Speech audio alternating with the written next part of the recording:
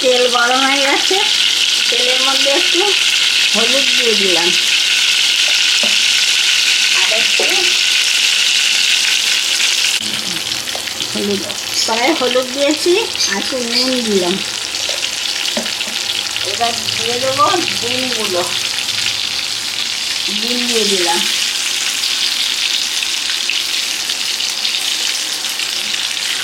আজ হবে ডিমের ঝোল। ডিমটা ভালো করে ভেজে নেবো, নাহলে ভালো লাগবে না। হয়ে গেল, এবার ডিম তুলে নিচ্ছি, নিয়ে আলু দেবো, আলু দিচ্ছি। আলু ভাজা হবে, আলুটা ভালো করে ভাজবো, আবার ঝোলের আলু ভেজে নেবো। অল্প একটু সেদ্ধ করে নিয়েছি, ভাজছি। চাষমাটা ভালো করে পুছে চললে এবার রান্না করতে। রান্নার লোক তো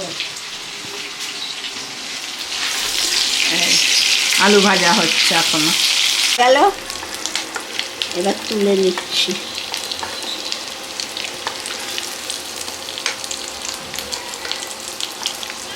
এবার একটু গরম মশলা দিলাম, দিয়ে পেঁয়াজ দিয়ে দিচ্ছি।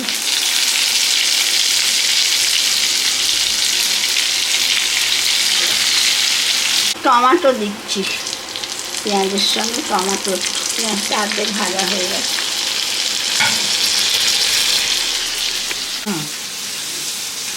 এই যে মা মন দিয়ে রান্না করছে।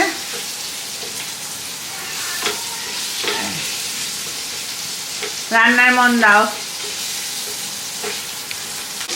রসুন দিচ্ছি এবার,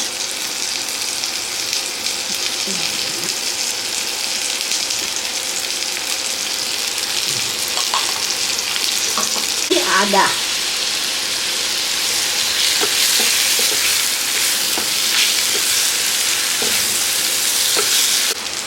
এবার দিচ্ছি হলুদ,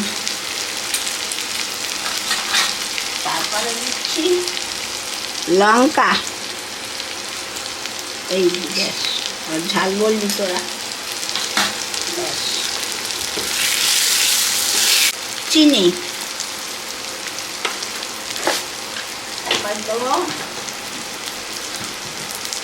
তারপরে দিচ্ছি নুন। নুন আগে একটু দিয়েছি এর মধ্যে, এবার নুন দিলাম। আগে একবার দিয়েছি, তাই এখন একটু কম করেই দিলাম।